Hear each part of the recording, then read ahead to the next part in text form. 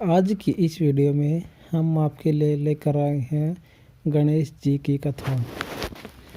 किसी समय की बात है, एक गांव में एक बूढ़ी माई रहती थी। उसके परिवार में उसका पति, बहू और बेटा था। वो बहुत गरीब थे। बूढ़ी माई का पति बहुत बीमार रहता था। बूढ़ी माई का प्रतिदिन गणेश पूजन करती थी। एक दिन गणेश जी महाराज बूढ़ी माई से प्रसन्न होकर प्रकट हुए और बोले, बूढ़ी माई, मैं तुमसे प्रसन्न हूँ।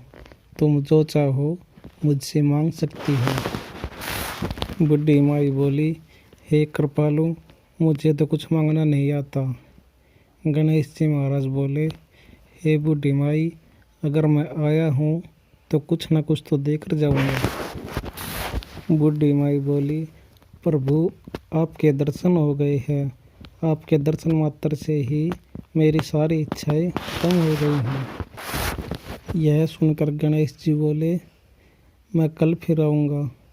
जो तुम मांगना चाहो वो मांग सकती हो।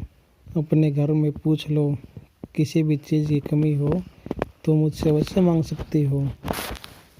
बूढ़ी माई बोली, ठीक है प्रभु। इतना कहते ही गणेश जी अंतर्धान हो गए। बूढ़ी माई ने सारी बात अपने बेटे को बताई तो बेटा बोला, माई, तुम धन मांग लो। उसे सही नहीं लगा तो उसने बहू से पूछा। बहू बोली, पोता मांग लो। फिर उसने अपने पति से पूछा। उसका पति बोला, अरे मेरी जिंदगी, मेरी सेहत मांग लो। बूढ़ी माई ने सोचा, ये सब तो अपने अपने मतलब का मांग रहे हैं, क्यों ना मैं पड़ोसन से पूछ लूँ। पड़ोसन बोली, तू क्यों धन मांगे किसी के लिए, क्यों पोता मांगे, तू अपने लिए आँखें और घुटने मांग ले। तब वह घर आकर सोचने लगी, कोई ऐसी चीज़ मांगी जाए कि पोता भी खुश, बहू भी खुश हो जाए और बेटा भी खुश हो जाए। बूढ़ी माई सारी रात सोचती रही। सुबह हुई तो वह रोज़ की तरह पूजा करने लगी।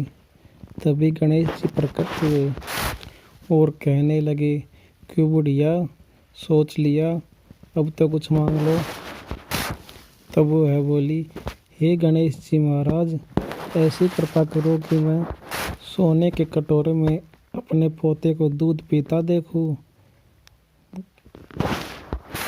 अमर सुहाग दे दो, निरोगी काया दे दो। तब गणेश जी महाराज बोले, अरे बुढ़िया, तुमने तो मुझे ठग लिया और कहती है मुझे मांगना नहीं आता। फिर गणेश जी महाराज तथास्तु कहकर अंतर्धान हो गए। बूढ़ी माई के सब सुख ही सुख हो गया।